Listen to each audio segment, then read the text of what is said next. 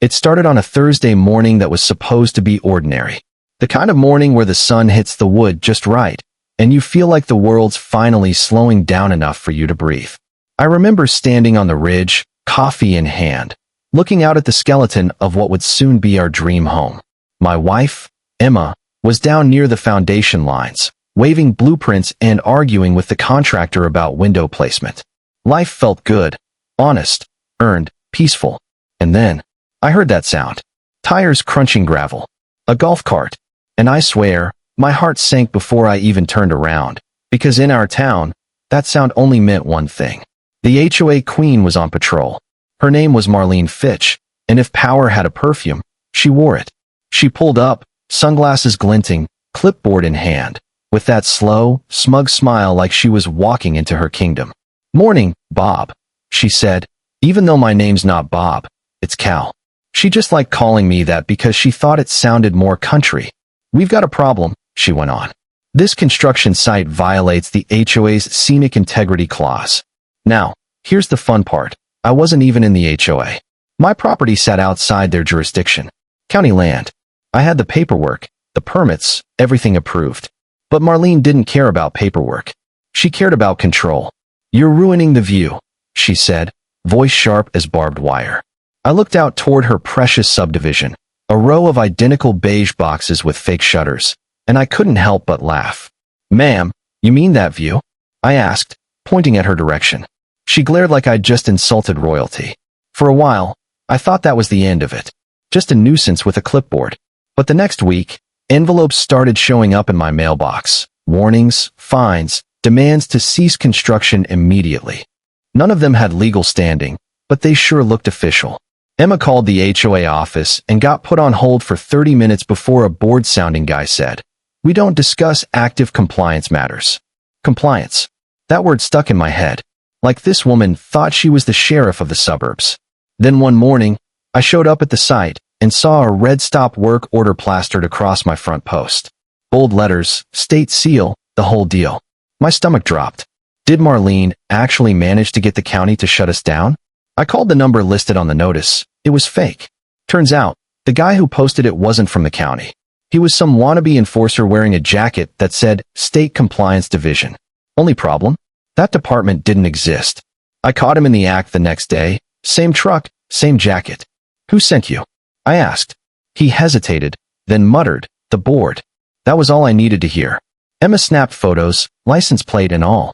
By sundown, Sheriff Deputy Hall was standing in our driveway, shaking his head. "That's impersonation of a state officer," he said. "That's jail time." But if Marlene was rattled by the sheriff's visit, she didn't show it. She doubled down, started playing dirtier. One night, our neighbor Jake came by, pale as a ghost. He whispered, "They're moving your property stakes." I didn't believe him until Emma checked the cameras.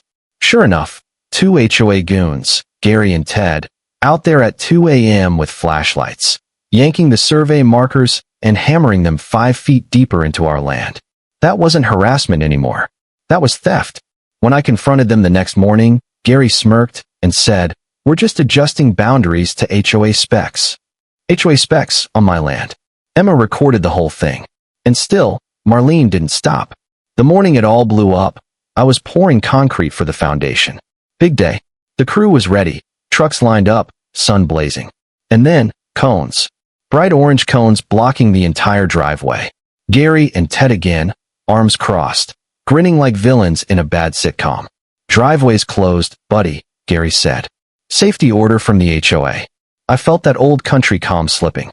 "You're trespassing," I told them. "Move those cones." Ted laughed. "You first, cowboy." I stepped closer, slow, deliberate. "You touch those cones," he said, "and you'll regret it." I didn't touch the cones. I kicked them halfway to the road. He swung first. All I remember is the sound of concrete splattering, shouts, and the driver yelling, "Hey, I'm calling the cops." I didn't even fight back. Not really. Just try to hold the guy off while Emma screamed from the porch. When the sheriff arrived, Gary was bleeding from his lip, and I was covered in dust and disbelief. Deputy Hall looked from them to me, sighed, and said, "I told her this was going to end bad." But see, that wasn't even the worst of it. That night, our power went out. Emma went outside to check the fuse box and caught Ted on camera, wire cutters in hand. She called the sheriff again, and by the time he arrived, Ted was gone. But the footage was clear. And it wasn't just him. There were text messages, emails, even leaked HOA chat logs that came out later, all tying back to Marlene herself. She'd written, "Make them feel unsafe. Cut their utilities if you have to." I remember sitting on the porch after that, staring out at the half-built frame of our house, feeling the weight of it all. The anger, the exhaustion, the disbelief that one person's ego could twist something as simple as a neighborhood into a battlefield. I thought about my dad, who used to say, "Some folks don't want peace, Cal. They want control. And when they can't control you, they'll try to break you." That night, I understood what he meant. Emma came out with 2 cups of coffee, handed me one, and said, "You know, we could just walk away, sell the land, start over somewhere else." I looked at her, the woman who'd stood beside me through every storm, and I said, "If we walk away now, she wins. And people like her don't stop. They just move on to the next poor soul." She nodded. "Then we finish it." And we did. We documented everything. Dates, photos, footage, statements from workers, even the sheriff's reports. We stacked the proof until it filled a binder so thick it barely closed. I didn't know yet how the court would see it, or how far Marlene would go once she realized she was cornered. But I knew one thing for sure. She'd lit a fire she couldn't put out. So when folks asked me if I'd do it again, if I'd stand up to the HOA Karen knowing the storm that came with it, I tell them this. Sometimes peace isn't quiet. Sometimes peace is earned by saying no to the wrong people loud enough that everyone hears it. Now, I'm not going to spoil what happened next, not yet. Let's just say it didn't end how she thought it would. If you want to know what went down when this HOA queen finally faced the truth, check out the full video on my channel. And while you're there, tell me what you think.